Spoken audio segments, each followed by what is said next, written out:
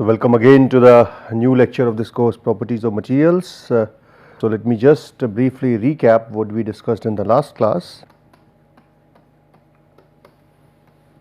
So, in the last class we essentially introduced what stress is, what strain is, and basically you can say that so stress we defined in the beginning as average stress and average strain. So, average values of both of them, but then later we introduced the concepts of tensors, and this is because the stress and strain both are vectorial quantities. As a result, they have different components in different directions. So, although for example stress is made of force and area both being scalar quantities, the magnitude of forces magnitude of force and area of force along different directions are different. As a result, the stresses are different in different directions. So, while sigma xx could be fx by ax, sigma yy is fy by ay, the magnitude so these are all principal stresses, sigma xx and sigma yy, normal stresses we can say them. So, these normal stresses are different to each other because the fx and fy magnitudes can be different, as well as ax and ay magnitudes can be different. So, although these two are scalar quantities, sigma itself is not a scalar quantity. This is what we introduced in the last last lecture, and we also said that sigma can be represented as sigma ij, strain can be represented by epsilon ij, and these two are related with respect to each other by a quantity called as ijkl, Eijkl, and where this E is nothing but modulus of elasticity, which is a fourth rank tensor. And by symmetry, sigma ij is equal to sigma ji when j is not equal to I. Similarly, epsilon ij is equal to epsilon ji when j is not equal to I, and this is essential to avoid the instabilities in the system, otherwise the system will become unstable. And so, now let us move on to the next topic of this particular course. So, we first define what we call as normal stress. So, normal stress is basically the stress which arises from a force. So, arising from a force that is perpendicular to an area, okay, and this could be either tensile or compressive in nature. So, we represent these normal stresses as sigma xx. So, basically sigma xx would be tensile stress along, let us say,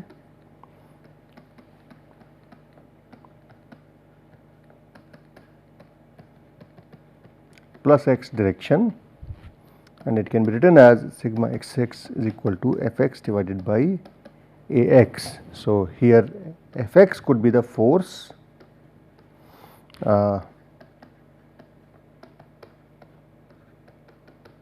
axis of direction, and this is the area of a plane perpendicular to x, okay. So, for example, if you want to draw it in a cube,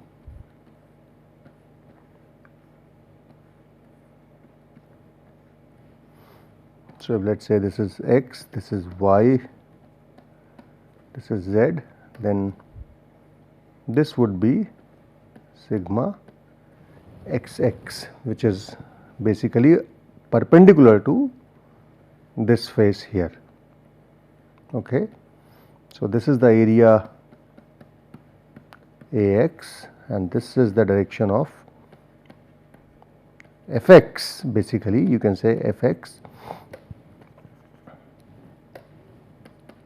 which gives rise to sigma xx. So, basically when the subscripts are unmixed,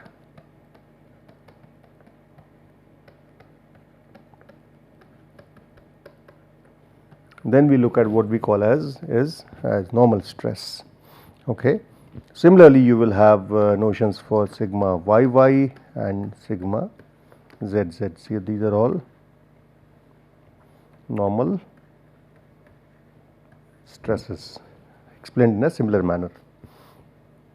Next thing that you need to know is what we call as shear stress.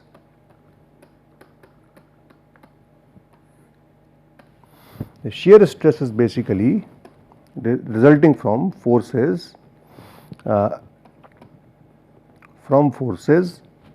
which is parallel to an area. So, shear stresses are generally depicted as, let us say, sigma xy. So, sigma xy means that force is along y direction and which acts on a plane that is normal to x.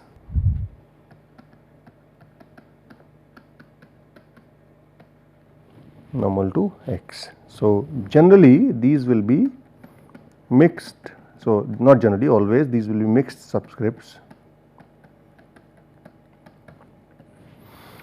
So, this is what it is. So, if it is sigma ij, you say that force along j and the area on a that acts on a plane which is acts on a plane that is perpendicular to I. Okay. So, which is, so essentially what it would mean is that if you draw now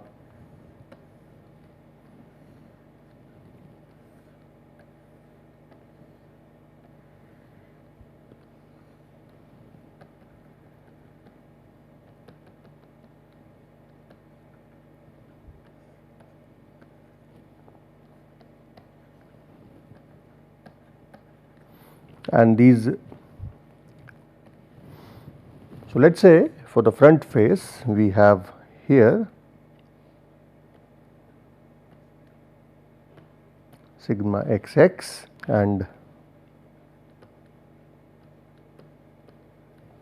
sigma xy. So, this is on the front plane acting along the y direction on a plane that is perpendicular to x, and then we will have sigma x z. Okay. Similarly, on this plane we can have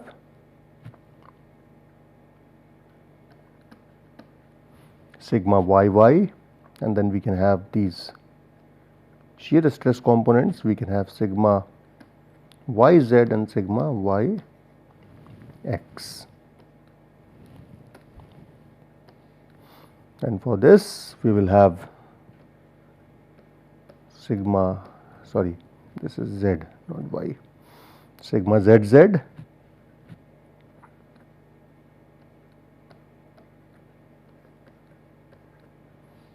so this should be sigma zx. By symmetries, as I said, sigma xy will be equal to sigma yx and sigma zx will be equal to sigma xz and sigma yz will be equal to sigma zy. So, this will reduce the total number of components to 6, and this sigma xy is often referred as tau xy. So, this is shear stress tau xy. So, when you now want to write the tensor, so the tensor is sigma xx, sigma xy, sigma xz, sigma yx, yy, sigma yz, sigma xz, sorry, zx. Okay. You will also see instead of x, y and z people use 1, 2, 3, that is also perfectly legitimate. So, this becomes sigma x. So, often you will see sigma xx, sigma yy and sigma zz, which are normal stresses, are referred as sigma x, sigma y, sigma z. So, this is a convention. Okay. So, this could be sigma x, this could be tau xy, this could be tau xz, and then we have tau yx, which is nothing but tau xy, then we have sigma y, and then we have tau yz, then we have tau xz, then we have tau yz, and then we have sigma z. So, we can see the diagonal components are, these are normal stresses, and the off diagonal components, which are these and these. So, these are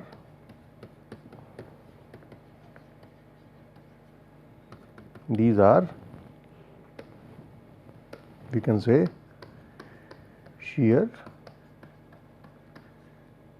stresses. Okay. So, and the tensor is symmetric about the diagonal. So, basically we can say the tensor is symmetric about the diagonal, and that we can see because this is corresponding to this corresponds to this, and this corresponds to that. So, these two are related to, connected to each other, similar to each other.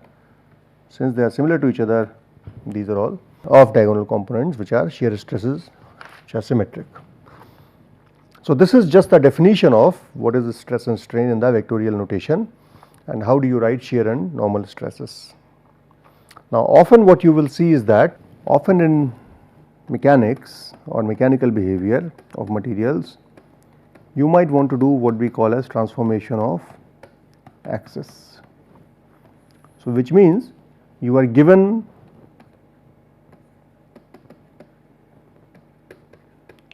stress or strain along a certain direction,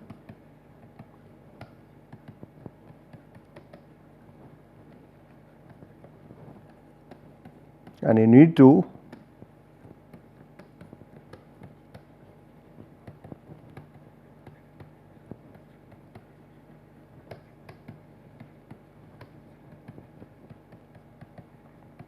and this is necessary because as when we deform the metals, we apply load along certain direction, but the stress components are different in different direction, and this is where we need to calculate the stresses in different directions from the one which is available. So, for this let us draw a diagram here. So, let us say we have a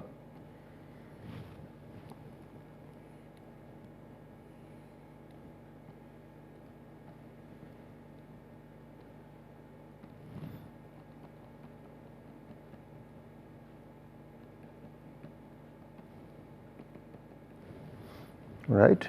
So, let us say this is x and this is y for the sake of convenience, and let us say then there is an area which is like this. Let us say this is an area AY prime.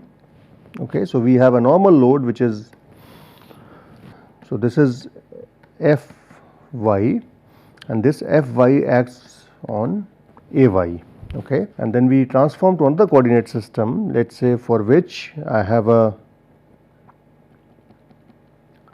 so this is y prime which is normal to this plane Ay prime, and this y prime is has another direction which is, so let us say this is x prime, and so let us say in this case these are both orthogonal axes, and the y prime is oriented with respect to x y previous axis in such a manner, so that the angle here is theta. So, this angle here between y, so y and y prime is equal to theta.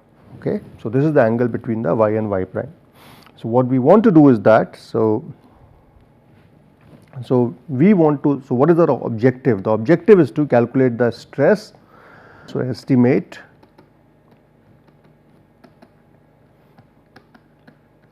the stress on a plane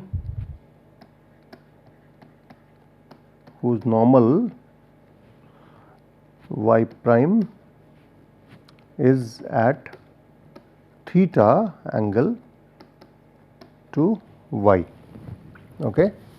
So the normal, we know that original stress is force is Fy and the area is Ay. So let us say we calculate what is the normal force to this new plane. So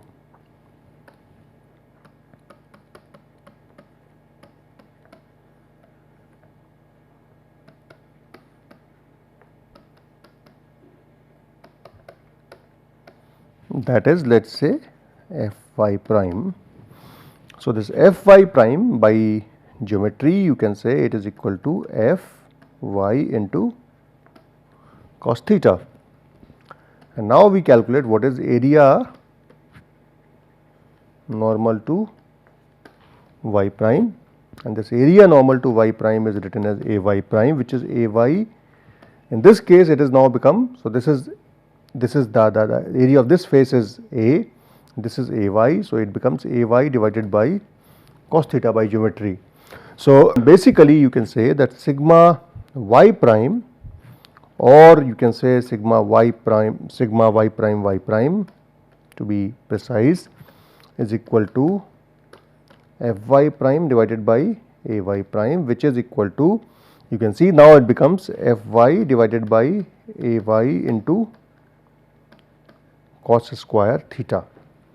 So essentially this sigma y prime is equal to sigma y was equal to Fy divided by Ay.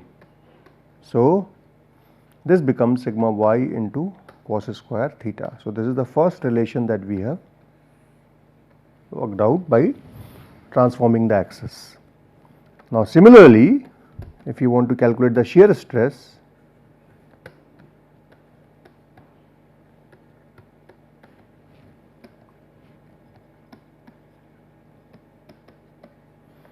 and the shear stress we can write as tau. In this case it becomes y prime x prime. Okay. So basically the force is acting along x prime on a plane whose normal is perpendicular to y prime. Okay. So this is nothing but sigma y prime x prime. This is equal to, basically you can say, Fx prime divided by Ay prime, and this is equal to, you can say this is equal to Fx prime, we have, this will become Fy divided by sin theta, and this will become Ay divided by cos theta, and in this case it becomes essentially Fy divided by Ay into, sorry, not divided by sin theta, into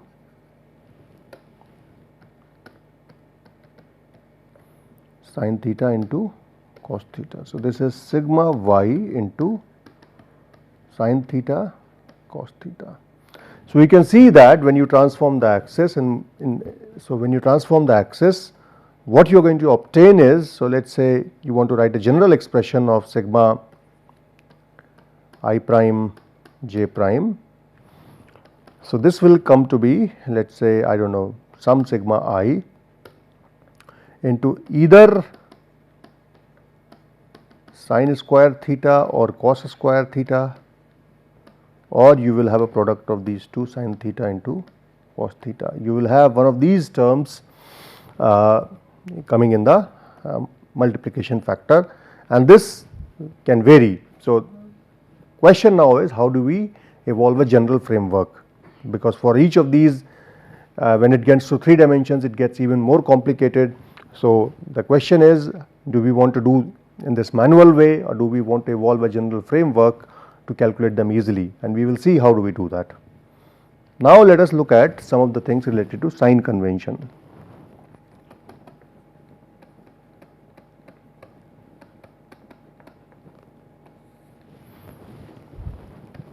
So So, sign convention we follow sigma ij is equal to Fi divided by Aj.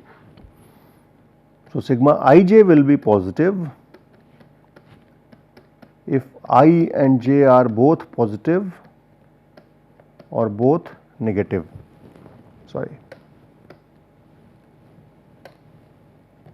Okay. So essentially what it means is that let us say we calculate sigma xx. So, if force is acting along plus x direction and the area is also along plus x. So, these both will become plus and it will remain positive. Vice versa, if it was minus Fy minus Fx, this was along the negative direction as well, then again it remains positive. So, this is what it will be. So, as long as I and j signs are unmixed, this remains positive, and sigma ij will become negative if signs are mixed. Okay. So, for principal stresses I will be equal to j. So, it will be nothing but, so basically in this case what I was equal to j. So, you are only worried about the sign. So, let us say we draw a picture here. So, in this case let us say, so this will be positive x, this will be negative x, this will be positive y, this will be negative y. So, let us now draw the stresses.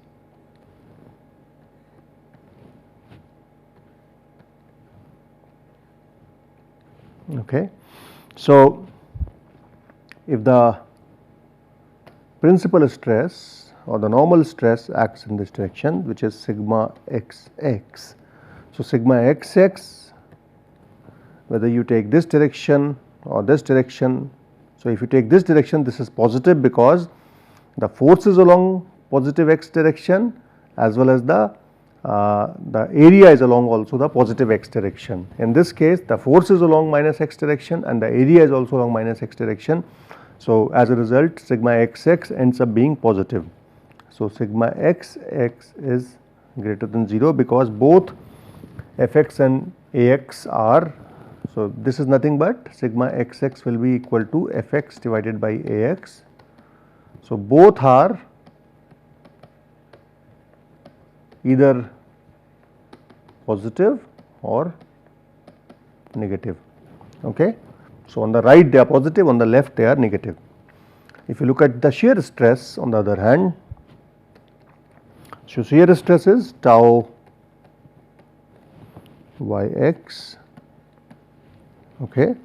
This ends up being equal less than 0, because if you look at the top one, the stress acts along the minus x axis, but the area is along the plus y axis. As a result, there is a unevenness. So, tau yx and tau yx is basically negative 0, because two cases. In the first case, the force is along minus x and area is along plus y.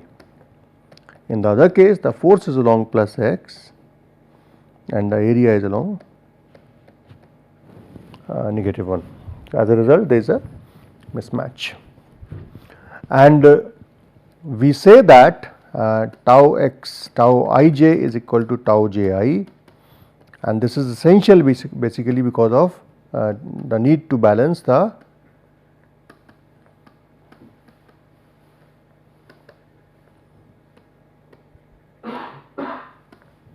moments, because moment sigma m has to be equal to 0, otherwise the body will become unstable and it will go in sort of a perpetual rotation or acceleration. Now, let us look at another topic. The next, which is the important one, is the transformation of axis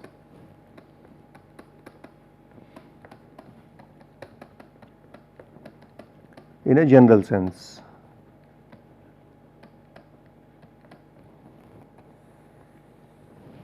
right. So, now this is required, let us say you have a stress axis which is normal stress axis as x, y, z. Okay. So, suppose you have a bar like this, you apply the forces F.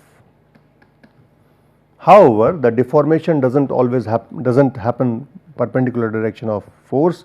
Deformation happens on entities called as we will explain later, on different planes, right. So, we have Miller indices. So, we want to calculate what are the stresses which are principal stresses with respect to these planes. So, you could have one set of planes, you could have another set of planes, right. Depending upon whether the sample is single crystal or polycrystalline, you may require to calculate the stresses, principal stresses for different planes and directions. Similarly, when it comes to tensile and torsion tests, you may have different tensile and shear stresses, and you need to evaluate them for different directions. So, basically you need to do transformation and axis to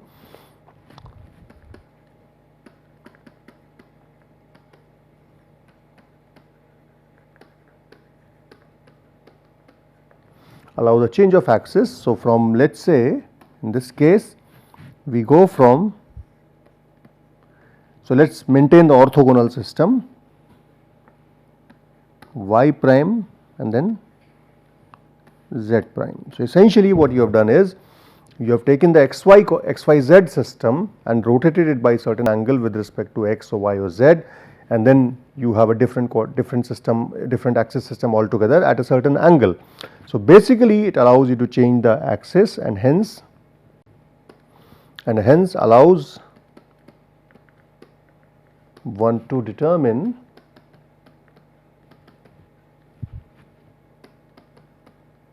stresses and strains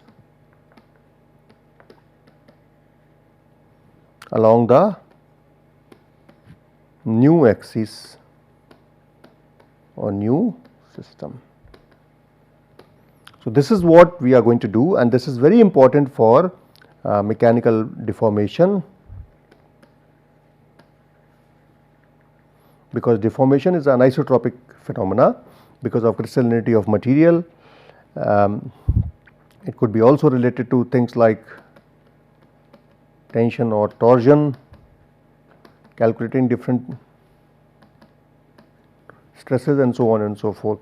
So, we will get back to this in detail in the next lecture. So, what basically we have done in this lecture is we have defined what the normal and shear stresses are, how do we transform the stresses in the different axes, and what is the sign conventions. In the next lecture we will produce a general framework for transforming the axis and then calculating the stresses and strain along those new transformed axes. Thank you.